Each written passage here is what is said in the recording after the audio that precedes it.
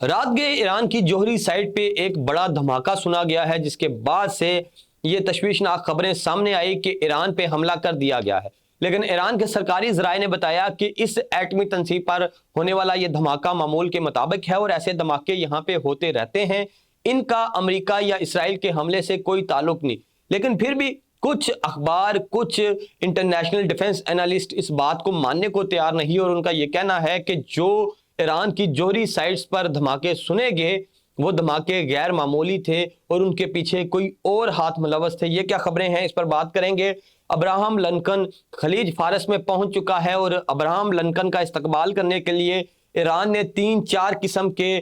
جو یوں سمجھیں کہ مہمان نوازی کے لیے 3-4 قسم کے پروجیکٹ پلان لانچ کیے ہیں۔ ان میں ایک تو یہ ہے کہ 2 انتہائی خطرناک سیمبرینز ایران کی وہ اس وقت خلیج فارس کے پانیوں میں بالکل ابراہم لنکن کے نیچے نیچے گھوم رہی ہیں، اور جب بھی حکم ملے گا، جب بھی ابراہم لنکن تھوڑی سی شرارت کرے گا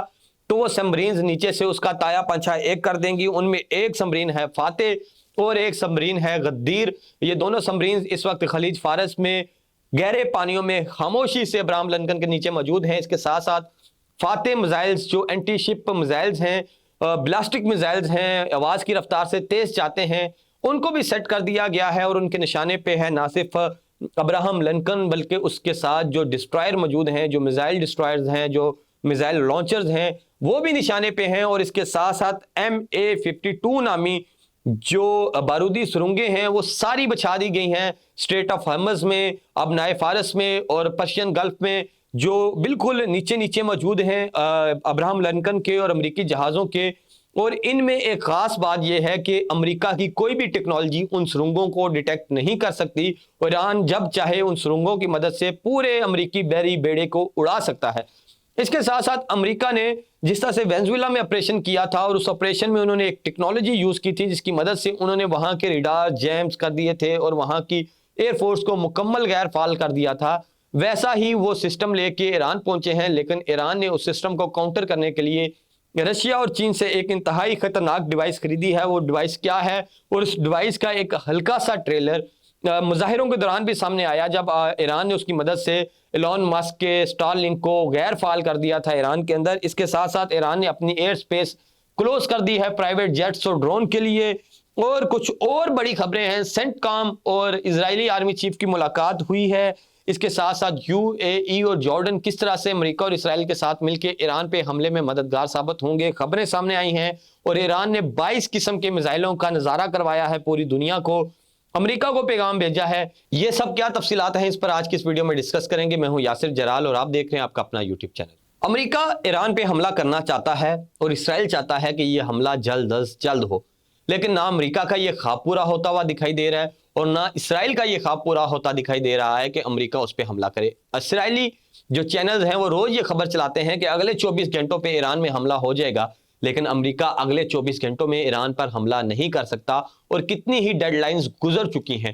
بتایا یہ جا رہا ہے کہ امریکہ کو ایران پر حملہ کرنے میں صرف ایک ہی مسئلہ اور ایک ہی خطرہ ہے، اور وہ یہ ہے کہ ہمارا نقصان کتنا ہوگا۔ اب تک جو ٹرمپ کے ٹیبل پہ دستاویزات موجود ہیں وہ ٹرمپ کو یہ بتا رہی ہیں کہ اگر آپ نے ایران کے ساتھ چھیڑ چھاڑ کی تو آپ کا ناقابل تلافی نقصان ہوگا، اور اس نقصان میں بہت بھاری قیمت ادا کرنی پڑے گی امریکہ کو، نہ صرف مالی صورت میں بلکہ جانی صورت میں بھی، جس کے بعد سے ٹرمپ یہ فیصلہ کرنے میں کترا رہے ہیں کہ ایران کو کیسے نقصان پہنچایا جائے اور کیسے ان پہ حملہ کیا جائے، جبکہ اسرائیل یہ چاہتا ہے کہ امریکہ یہ کام جلد از جلد کر دے۔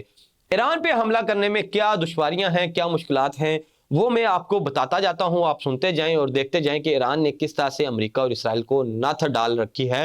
اور اب تک امریکہ اور اسرائیل ناکام ہیں ایران پر حملہ کرنے میں۔ سب سے پہلی بات کہ امریکی بحری بیڑا ابراہم لنکن پہنچ چکا ہے خلیج فارس میں، ایران کے پانیوں کے قریب، اس وقت وہ عمان کے قریب کھڑا ہے، اور اس کے ساتھ ساتھ اس کے ڈسٹرائر بھی موجود ہیں جو اس بیڑے کی طرف آتے میزائلوں کو روکیں گے، نہ صرف میزائلوں کو روکیں گے بلکہ وہاں سے میزائل لانچ بھی کیے جا سکیں گے۔ اس میں سیمبرینز بھی موجود ہیں جو پانیوں کے اندر رہ کے ایران پہ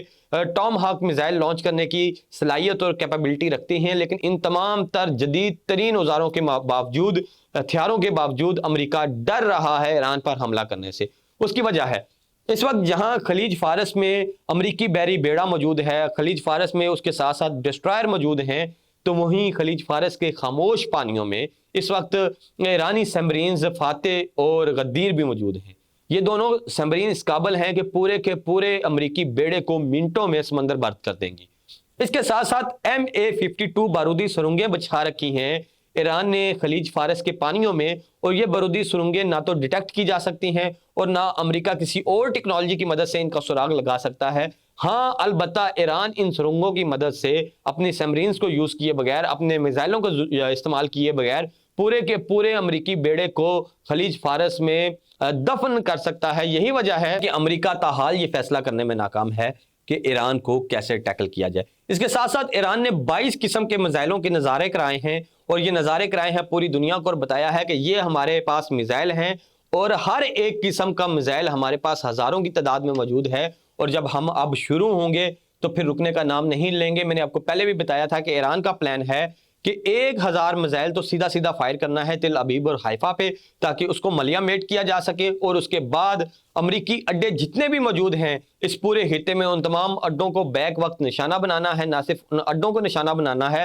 بلکہ ٹارگٹ سیٹ کیا گیا ہے کہ 500 امریکی فوجیوں کو بھی جہنم واصل کرنا ہے، اور اگر ایران حملہ کرتا ہے ابراہم لنکن پر اور اسے نیست و نابود کرتا ہے تو پھر ہزاروں کی تعداد میں امریکی فوجی اس حملے میں مارے جائیں گے۔ اچھا، امریکہ نے ایک بڑا کام کیا ہے کہ وینزویلا میں جو وہ اوزار لے کے گیا تھا، جس کی مدد سے انہوں نے وینزویلا کا ایئر ڈیفنس اور جو فضائیہ تھی اس کو نکمہ کر دیا، نکارہ کر دیا، غیر فعال کر دیا، وہی سسٹم لے کے وہ پہنچے ہیں اس وقت ایران کے اندر۔ لیکن ایران کے اندر اپنے سسٹمز ٹیسٹ کرنے کے لیے رشیا اور چین بھی پہنچ چکے ہیں۔ چین نے اپنا ڈی اسمبولیٹرز نام کا ایک ہتھیار نصب کیا ہے وہاں پہ۔ اچھا، اب ہوتا کیا ہے کہ امریکہ کسی بھی ملک کی جو فریکوینسیز ہوتی ہیں جس کی مدد سے جو ایئر ڈیفنس ہے کام کرتا ہے، یا جس کی مدد سے ان کی فضائیہ آپریٹ کرتی ہے، ان فریکوینسیز کو ڈسٹرب کر کے غیر فعال کر دیتے ہیں، جس کے وجہ سے جو وہ فریکوینسی ڈسٹرب ہونے کی وجہ سے نہ تو ایئر ڈیفنس کام کرتا ہے نہ فضائیہ کام کر پاتی ہے۔ اب وہ جس اوزار کی مدد سے یہ سب کچھ سر انجام دیتے ہیں، اس اوزار کو ناکام بنانے کے لیے، اس آلے کو نکارہ بنانے کے لیے ڈسیمبولیٹر نامی ایک ہتھیار بنایا ہے چین اور رشیا نے، اور چین اور رشیا نے اپنے وہ ہتھیار نصب کر دیے ہیں ایران کے اندر۔ ایک تو اس سے ایران کی مدد کی جائے گی کہ ایران کو امریکی حملے سے بچایا جا سکے، اور دوسرا اپنے ہتھیار کو بھی ٹیسٹ کیا جائے گا امریکہ کے خلاف کہ امریکہ کے خلاف ان کے ہتھیار کیسا کام کرتے ہیں۔ اور اس وقت آپ یوں بھی سمجھیں کہ ایران کے اندر امریکی technology versus Russia and China کی ٹیکنالوجی، ایک مقابلہ بھی ہوگا اگر یہ جنگ شروع ہوتی ہے۔ لیکن میں آپ کو یہ بتا دوں کہ امریکہ رکے گا نہیں۔ امریکہ تمام تر حساب کتاب لگائے گا، اپنے آپریشن کو اس طرح سے ڈیزائن کرنے کی کوشش کرے گا کہ اس کا نقصان کم سے کم ہو اور وہ اپنے اہداف کو حاصل کر سکے، اچیو کر سکے۔ امریکی پریزیڈنٹ نے یہ بھی کہا تھا کہ میں نے 800 لوگوں کی پھانسیاں رکوا دی، جبکہ اب خبریں سامنے آ رہی ہیں کہ ایران کے اندر 10,000 سے زائد لوگوں کو، اور کچھ خبریں یہ بھی کہہ رہی ہیں کہ 20,000 سے زائد لوگوں کو جو امریکہ اور اسرائیل کے حامی تھے ان کو پھڑکایا گیا ہے، ان کو مار دیا گیا ہے، اور امریکہ کچھ نہیں کر سکا۔ یہ جو اقدامات ہیں امریکہ اس وقت کر رہا ہے وہ صرف فیس سیونگ کے لیے کیے جا رہے ہیں، لیکن میری یہ خبریں ہیں،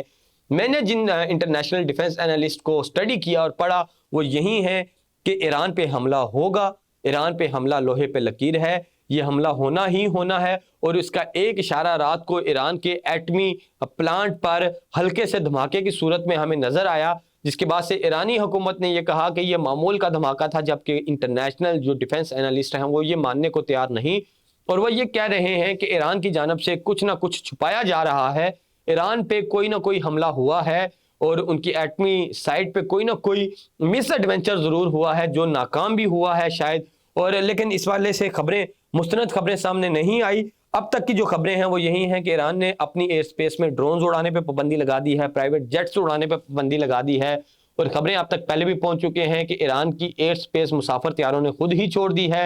اور اس وقت امریکہ چاروں طرف سے ایران کے گرد پہنچ چکا ہے۔ اسرائیل یہ کہہ رہا ہے کہ جب ہم حملہ کریں گے تو دبئی اور جارڈن اس میں ہماری مدد کریں گے، اور یہ جو اسرائیل اور امریکہ کی بیسز کی طرف آنے والے میزائلز ہیں ان کو روکیں گے، جبکہ دبئی نے یہ اعلان کر دیا ہے، یو اے ای کی جانب سے یہ سٹیٹمنٹ آ گیا ہے، کیونکہ ایران نے کہا ہے کہ جو آپ کا ساتھ دے گا ہم اسے صفحہ ہستی سے مٹا دیں گے، جس کے بعد سے یو اے ای نے یہ سٹیٹمنٹ دی ہے کہ ہم اپنی زمین ایران کے خلاف استعمال نہیں ہونے دیں گے۔ ایران اور قطر اور سعودی عرب نے بھی بڑا واضح کر دیا ہے کہ ہم اپنی زمین ایران کے خلاف استعمال نہیں ہونے دیں گے۔ اب ایران کے جو امریکہ ہے اس کے پاس آپشنز محدود ہیں۔ عراق کے اندر بھی ایسی حکومت آ گئی ہے جو کہ امریکہ نواز نہیں سمجھی جاتی، اور ٹرمپ نے اس کے لیے باقاعدہ ٹویٹ کر کے ٹروتھ سوشل پہ اپنی سٹیٹمنٹ دے کے بھی یہ کہا ہے کہ عراقی لوگوں نے اچھا نہیں کیا اور درست شخص کا انتخاب نہیں کیا۔ اب عراق میں بھی امریکہ کو مشکلات کا سامنا ہے، لیکن امریکہ کے پاس آپشنز بہت سارے موجود ہیں جس کی مدد سے وہ ایران پہ حملہ کر سکتا ہے۔ اب دیکھیں گے یہ اونٹ کس کروٹ بیٹھتا ہے اور کون اس مارکے میں فتح یاب ہوتا ہے۔ 12 روزہ جنگ میں تو اللہ تعالیٰ نے ایران کو نصرت اور فتح یابی نصیب فرمائی تھی۔ ابھی ہماری دعا ہے کہ ایران جیتے۔ یہ تھی اب تک کی تفصیلات۔ ویڈیو اچھی لگی تو لائک شیئر اور سبسکرائب کیجیے۔ کمنٹ باکس میں اپنی رائے سے آگاہ کیجیے۔ مجھے اجازت دیجیے، اللہ حافظ۔